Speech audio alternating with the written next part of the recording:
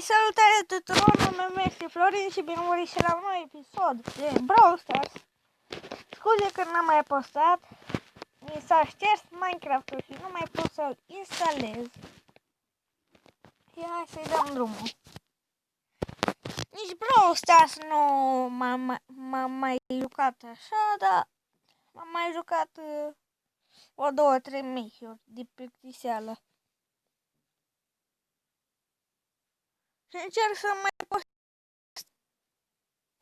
postez câte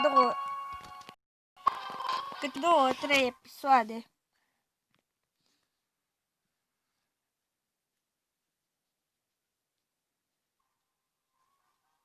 Mă mănânc cu ochiul, nu știu de ce.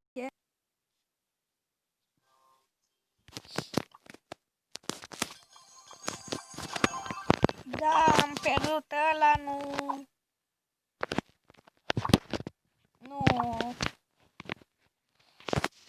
ziceți nimic. Așa, aici brawler, tot brawler i-am. Numai că pe Colt am Star Power și aia, ăștia mai lipsesc, nu mi-a mai picat nimic de atunci. Hai să vedem ce e pe shop. Merită.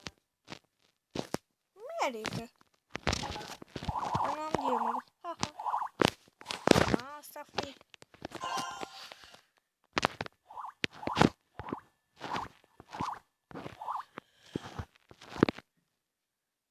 Apare și trick, skin pe trick. Bă.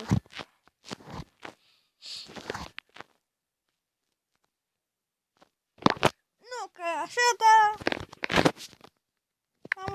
m-am uitat eu mai înainte pe YouTube și am intrat la Madeleine, că era să piardă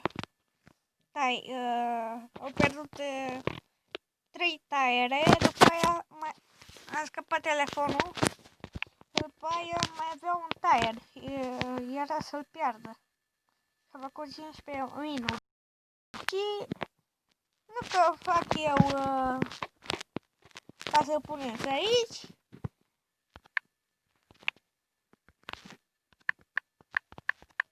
Să cum vreți, puneți asta și după aia dați Enter. Vreți să ieși sus, lângă shop, Supported Madeleine, aici sus, vedeți? Sus.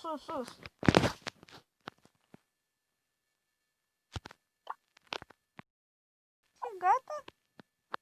Și lăsați acolo. Hai să dăm și noi